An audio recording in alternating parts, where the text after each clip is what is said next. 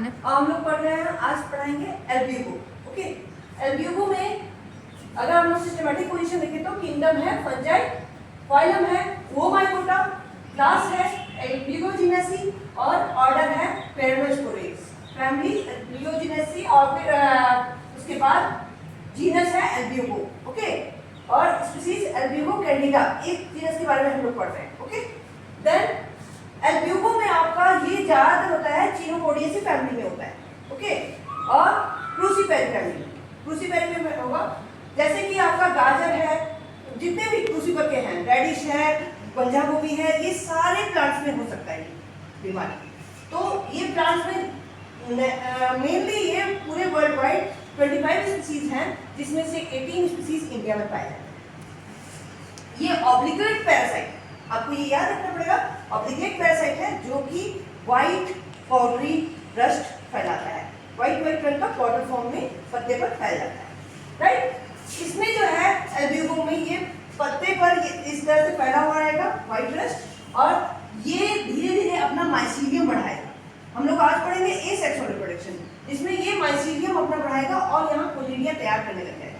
कोलिडिया तैयार करने के बाद ये हॉस्टोरिया है, और जो कि आगे चल के हम लोग सिर्फ कोलिडिया में जा रहे हैं, वो आगे चल के ये साइटोप्लाज्म न्यूक्लियस वो सारा तैयार हो जाएगा, उसके अंदर अपना न्यूक्लियस तैयार करेगा, और फिर ये माइसीलियम बढ़ते हुए कोनिडियोपोर से कोनिडिया तैयार करके उसमें फैल जाएगा पूरी तरह से, राइट। फिर ये न्यूक्लियस कोनिडियोपोर से 1 से मल्टीप्लिकेशन करते हुए 1 से 2, 2 से 4, 4 से 8 इस तरह से अंदर ही तैयार करना शुरू कर देगा। फिर ये कोनिडियोपोर्स जो है बीच में जब वो डिवाइड होने के लिए इंटरकैलरी डिस्क रहेंगे, और वो इंटरकैलरी डिस्क जैसे ही पकते जाएंगे वो हटते जाएगा, टूटते जाएगा। इस तरह से ये तैयार होने के बाद ये कोनिडियोपोर्स जो है, प्रत्येक कोनिडियोपोर्स में 7 to 8 या 6 to 8 कोनिडिया बनते जाता है।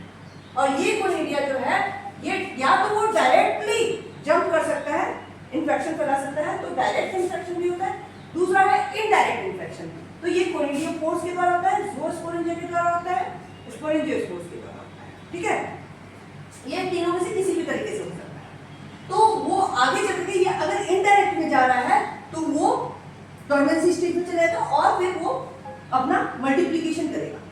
अंदर में मल्टीप्लिकेशन करने के बाद वो 5 से 9 तक वो अपना रेगुलरली बना लेगा स्पोर्स, अलग अलग पार्टीशन कर लेगा, और वहां पर पार्टीशन करने के बाद वहां पर पेपाइले बनाएगा। पेपाइला मींस नोक की तरफ बीक बनाएगा, और वो बीक से सारे ज़ूओस्पोर्स की तरह निकल के आएंगे। जो ज़ूओस्पोर में 2 तरह के प्लेटा होंगे, विप्लस और पिंसेट, एक चिकना और एक रुएदार।